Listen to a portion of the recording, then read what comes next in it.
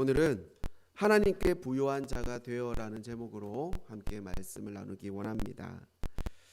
오늘 본문은 한 형제의 이야기, 그 중에 동생으로 추정되는 사람이 주님께 나와서 요청하는 그 내용으로 시작하는 것을 볼 수 있습니다. 그것은 곧 자신의 형에게 일러서 자신과 부모님으로부터 받은 그 유산을 나누도록 하게 해달라는 것이죠. 그것은 곧 신명기 21장 15절에서 17절에 나오는 소유를 나눌 때에 장자에게 두 몫을 주어라. 그는 자기의 기력의 시작이라. 그것이 장자의 권리다라고 하는 그 신명기의 말씀을 근거로 해서, 그래서 당시에 일반적으로는 장자에게는 3분의 2에 관한 그런 유산을 물려주고 차자는 3분의 1을 차지하도록 했던 것을 볼 수 있습니다. 근데 오늘 이 주님께 나와서 그런 유산을 나눌 수 있도록 해달라고 요구하는 것을 보면 어쩌면은 그 일반적으로 그렇게 나눠지던 그만큼의 유산을 지금 나누지 못한 것일 수도 있을 것이고, 아니면 그것에 대해서 불만을 가지고 좀 더 공평하게, 좀 더 내가 많이 가질 수 있도록 그렇게 요청한 것인지 또 모르겠습니다. 그러나 중요한 것은 무엇인가? 오늘 주님께서 말씀하시는 것, 누가 나를 너희의 재판장이나 물건 나누는 자로 세웠느냐.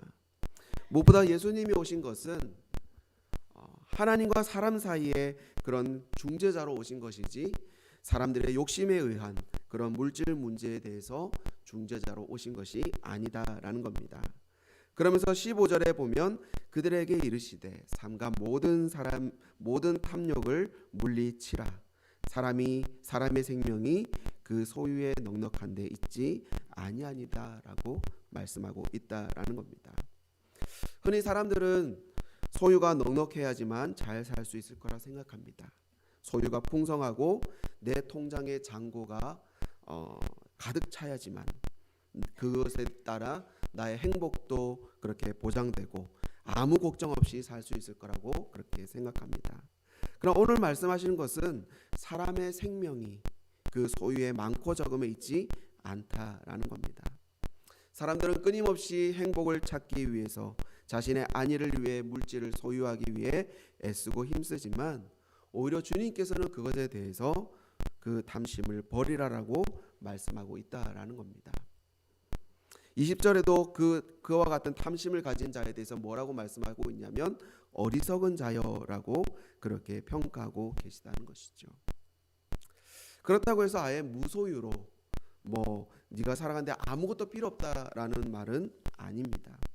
특별히 탐심이 가진 이 단어의 뜻이 무엇이냐면, 이 원어에 살펴보면 두 단어의 합성어로 되어진 것을 볼 수 있는데, 하나는 더 많은 이라는 그런 단어와 또 가지다라는 단어가 합성되어져서 탐심으로 이렇게 표현되고 있다라는 겁니다. 다시 말하면은 자기 분에 넘치도록, 지나도록 그렇게 더 많이 움켜쥐려고 하는 마음, 그것이 탐심이라는 것이지요. 그래서 지금 주님께서 삼가 모든 탐심을 물리쳐라 라고 말씀하시는 것은 그 주님 앞에 나와서 자신의 형으로부터 이 물질을 나누게 해달라고, 그래서 그 형의 마음속에 있는 탐심에 대해서도 말씀하고 있는 것이지만, 지금 주님 앞에 나와서 좀 더 자기가 가지기를 원하는 그 동생의 마음 가운데 있는 탐심 역시 주님께서는 보셨다라는 겁니다. 더 나아가서는 그 가운데 있는 무리들 속에 있는 그 탐심, 또한 오늘날 오늘을 살아가는 저와 여러분에게 있는 이 탐심에 대해서도 주님께서는 그것을 물리치라라고 말씀하고 있다라는 것입니다. 이것은 단순하게 욕심이 아닙니다. 단순하게 좀 더 가지겠다는 마음이 아닙니다. 골로새서 3장 5절에 보면 그러므로 땅에 있는 지체를 죽이라. 곧 음란과 부정과 사욕과 악한 정욕과 탐심이니 탐심은 우상 숭배니라. 탐심은 곧 우상 숭배. 우리가 인식하든 인식하지 못하든 그것을 죄라고 주님께서는 말씀하고 있다라는 겁니다. 그러면서 이 탐심이 얼마나 어리석은 일인지, 한 부자의 이야기를 통해 말씀하시는 것을 볼 수 있습니다. 16절에서 19절까지의 말씀을 보면 한 부자가 소출이 풍성함으로 인하여서 어떻습니까?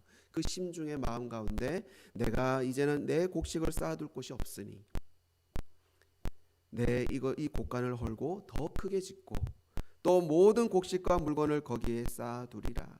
내가 내 영혼에게 이르되 영혼아 여러 해 쓸 물건을 많이 쌓아두었으니 편안히 쉬고 먹고 마시고 즐거워하자 하리라 라는 것입니다. 그것이 우리에게 가진 일반적인 그런 사람들에게 있는 탐심이 자리하고 있을 때 그런 마음들을 가지게 되는 것이죠. 근데 이 말씀을 잘 살펴보면 이 부자의 말에 주체가 어디 있는가? 자기 자신에게 있는 것을 볼 수 있습니다. 반복적으로 이야기하는 것이 내가 내 곡간, 내 곡식, 내 물건, 심지어는 영혼까지도 내 영혼이라고 그렇게 생각하고 살아가는 것입니다.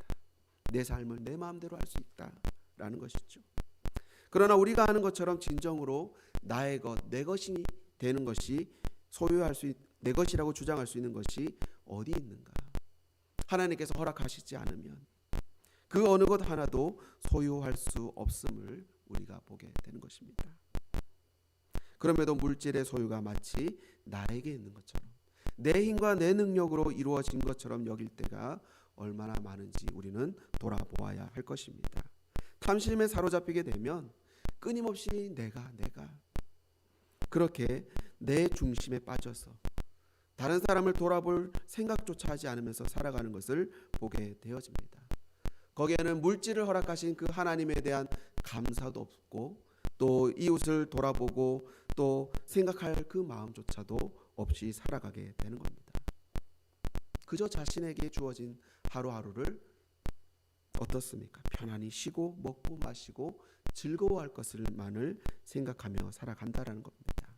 그러나 하나님은 말씀하십니다. 하나님은 이르시되 어리석은 자여 오늘 밤에 내 영혼을 도로 찾으리니 그러면 내 준비한 것이 누구의 것이 되겠느냐?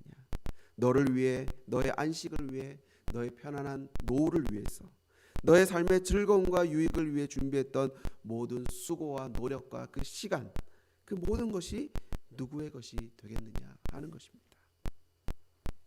스스로 눈앞에 그 쌓여 있는 것을 보면서 내가 부유하다라고 생각할 수 있지만 오히려 하나님 앞에서 보실 때는 부유하지 못한 자라고 말씀하고 있습니다. 이것은 우리가 보는 것처럼 물질 자체가 나쁜 게 아니라 그것을 사용하는 주체, 물질에 대한 어떠한 태도와 자세를 가지고 그렇게 어떻게 사용할 것인가가 더 중요한 것임을 말씀해 주고 있는 겁니다. 즉 자기 자신만을 위해서 재물을 쓰는 것이 아니라 그 모든 것이 하나님이 자신을 통해서 이웃과 나누고 또 힘겨워하고 어려워하는 자들과 함께 하기를 원하시는 그것으로 인해서 하나님 나에게 주신 것을 믿고 흘려보내라는 것, 그것인 것이죠. 그렇게 할 때에서만이 비로소 하나님 앞에서 부유한 자가 되어 살아갈 수 있다라는 겁니다. 결국 이것은 근본적인 질문으로 돌아갑니다. 우리의 물질의 주인이 누구인가? 더 나아가서 우리의 삶의 주인은 누구인가를 정하는 문제라는 것입니다. 내 온 마음을 가득 채우고 있는 것이 무엇인가?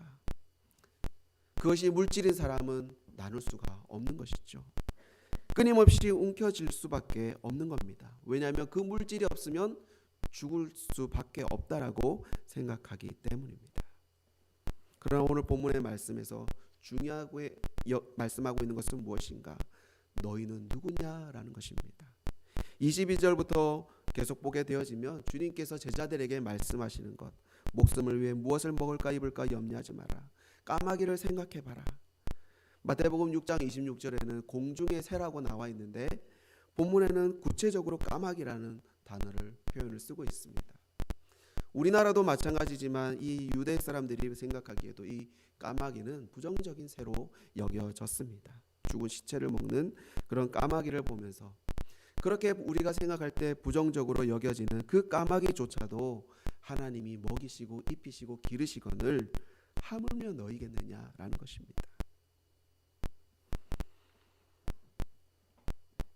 그래서 그 물질에 매여서 사로잡혀 그렇게 살아가는 것이 아니라 세상 사람들은, 세상 백성들은 그것에 사로잡혀 살아갈 수밖에 없지만 너희는 다르다라는 것을 지금 말씀하고 있는 겁니다. 너희는 어떤 자들인가? 여호와를 자기 하나님으로 삼은 백성이라는 것입니다. 하나님을 아버지라 부를 수 있는 하나님의 자녀인 백성이라는 것을 지금 말씀하고 있는 겁니다. 그런 너희들은 너희의 아버지인 하나님께서 책임지신다. 이런 것이 너희에게 있어야 될 줄 아신다라고 말씀하고 있는 것이죠. 물론 우리가 때때로 궁핍할 때가 왜 없겠습니까? 때로는 물질적으로 어려움을 겪을 때가 왜 없겠습니까? 그러나 세상 사람들하고 다른 것은 그 어려움 속에서도 하나님 아버지께로부터 공급되어지는 그 놀라운 은혜들을 경험하게 된다라는 것입니다. 또한 반대로 물질이 풍부할 때 혹은 풍부하지는 않지만 가진 물질 그것마저도 주님의 것임을 고백하면서 그것을 하나님이 주신 마음을 가지고 나눌 때 참으로 놀라운 일들이 일어나고 무엇보다 나를 통해서 그렇게 일하시는 하나님의 축복의 통로가 될 수 있게 하신다라는 것입니다. 우리가 그것에 순종할 때에 물질이 하나님께 있다라는 것을 고백하면서 나아갈 때 그런 일들을 우리가 경험하게 되는 것이죠. 저 또한 마찬가지입니다. 선교지에 있을 때 무수히 많이 경험하는 것은 때때로 형편이 어려워서 사역비가 들어오지 않고 또 실수로 사역비가 들어오지 않을 때 사역은 고사하고 생활비조차 부족한 그런 상황들이 종종 벌어질 때가 있었습니다. 그때마다 하나님께서 생각지도 못한 자들을 통해서 물질을 채워주시기도 하고 또 공개를 받기도 하는 것을 보게 됩니다. 그러면서 경험하는 게 무엇일까요? 내가 너의 하나님이다. 내가 너의 아버지고 내가 너를 책임진다. 그것을 우리가 깨닫게 되어지는 겁니다. 뿐만 아니라 부족한 가운데서도 그 물질을 재정 중의 일부를 또한 어려운 이들과 나눌 때 특별히 북한에서 온 사람들에게 제가 그것들을 나누어 줄 때 그것을 경험한 그 사람들이 자기가 북한에 돌아가서 또 그 이웃들과 그 적은 물질이지만 자기가 받았던 것처럼 자기가 그것을 하나님으로부터 공급받았다라는 것을 확신하는 그 순간부터 그 이웃들과 나누더라는 것입니다. 그러면서 하나님의 나라가 세워져 가고 하나님의 그 은혜와 놀라운 역사들이 그 부족하지만 작지만 미약하지만 그 땅 가운데서 일어나는 것을 또한 간증을 통해 듣게 되더라는 겁니다. 개인도 마찬가지고 어제 우리 목사님을 통해서 말씀을 들었던 것처럼 정말 건강한 공동체가 되기 위해서 사도행전에 나오는 자신의 그 물질을 소유를 자기의 것으로 여기지 않고 그렇게 서로 통용할 수 있는 결국에 그 근본적인 그것은 어떻게 가능한 것인가?